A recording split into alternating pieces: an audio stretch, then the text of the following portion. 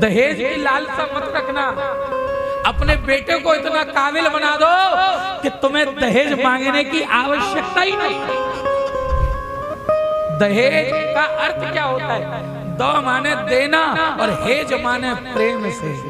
जो प्रेम से मिल जाए उसे दहेज कहा जाता है। मांगकर लेने वाली वस्तु तो भीख होती है। भीख भीख मत मांगो।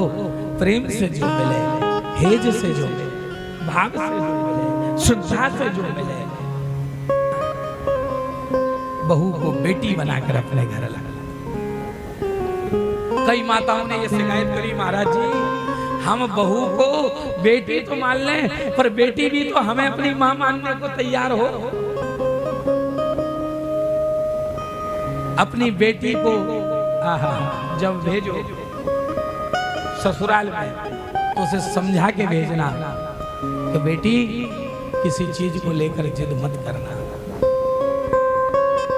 बुरा मत मानना।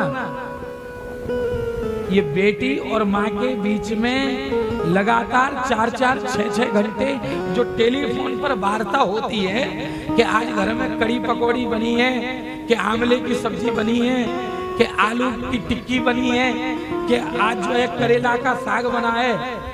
ये आपसी इतनी लंबी लंबी वार्ता भी आपकी बेटी के घर को उजाड़ सकती है। इसलिए लंबी लंबी वार्ता करने की जरूरत नहीं, उसे अकेले रहने की शक्ति दो। उसे कहो बेटी ताकत से अपने परिवार को चला, प्रेम से अपने परिवार को चला, ध्यान रखना तेरे परिवार में विघटन न होने पाए। ऐसी शिक्षा हमें अपनी बेटियों को देनी चाहिए जिससे वो ससुराल को अपना घर समझ करके सबको जोड़ करके रखें। बहुत आवश्यक। तो गाली प्रेम से दी जाती है, गाली क्रोध में दी जाती है। क्रोध वाली गाली का त्याग करना है और प्रेम वाली गाली जो हरि के गुणानुवाद हैं उनको गाना है जीवन का लक्ष्य। आज गर्मी बहुत है ना?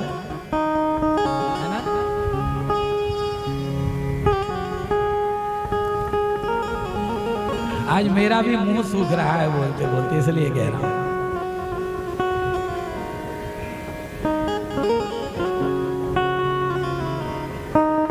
महाराज बड़ा सुंदर वर्णन आता है।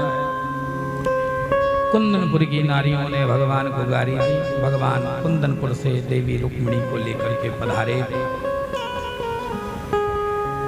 समय रहते रुक्मिणी जी ने एक सुंदर पुत्र उत्पन्न किया जिसका नाम प्रद्युम्न रखा गया है। प्रकृष्टद्युम्न यस्य सुप्रद्युम्न। भगवान कृष्ण से द्वेष करने वाला एक दैत्य जिसका नाम है संबरासुर।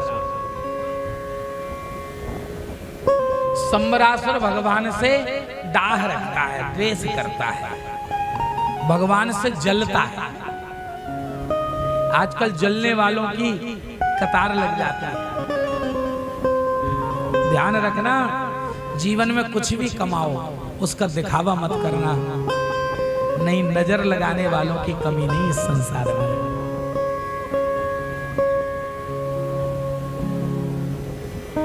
ऐसा लोग कहते हैं। ऐसा मैं अपनी बात को यू टर्न ले रहा हूं, ध्यान से सुनना। यहां से मैं अपनी बात को वापस घुमा रहा हूं।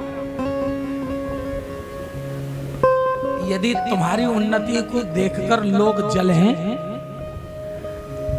तो और अच्छे अच्छे काम करो और उन्हें इतना जलाओ कि वो बदबू देने लगे। अर्थात मेरे कहने का अभिप्राय केवल जीवन में अपने जीवन का दुखड़ा संसार में किसी व्यक्ति के सामने मत रोना, नहीं तो वह तुम्हें और ज्यादा कमजोर कर देगा। वह तुम्हारा मजाक उड़ाएगा, संसार में तुम्हारी हंसी करेगा, संसार में तुम्हारे घर की बात को दुनिया में प्रचार